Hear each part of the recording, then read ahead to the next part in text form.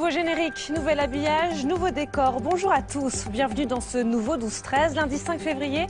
Merci de nous rejoindre. Salah Abdeslam ou la stratégie du silence, le seul membre encore vivant des commandos djihadistes du 13 novembre 2015 à Paris, est jugé depuis ce matin à Bruxelles. Alors non pas pour présumée à une fusillade avec des policiers belges à la fin de sa cavale en mars 2016.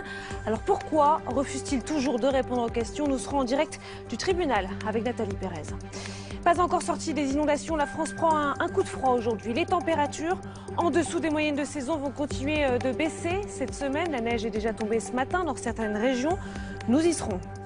Début de la semaine de la colère pour les salariés de Carrefour. Ils sont appelés à protester partout en France contre la fermeture de 273 magasins. Alors dans 12-13, nous verrons que la fermeture d'une supérette peut laisser un grand vide derrière elle. Enfin, 621 étoiles vont être décernées cet après-midi par le célèbre guide Michelin, soit 5 de plus que l'année dernière. Et une étoile, cela change la vie d'un chef. Rencontre avec Eugène Aubrèche, chef du Haut Bonheur dans le Nord, distingué pour la première fois l'an dernier. Il nous raconte. J'ai une étoile. Je dois faire attention à ce que je fais attention avec comment je le fais, mais ce n'est pas une pression en soi tous les jours.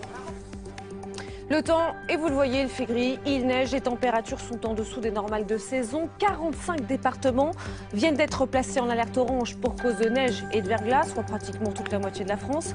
Et puis 11 départements sont toujours en vigilance face aux crues. Salah Abdeslam refuse donc toute image de lui et il refuse aussi de répondre aux questions.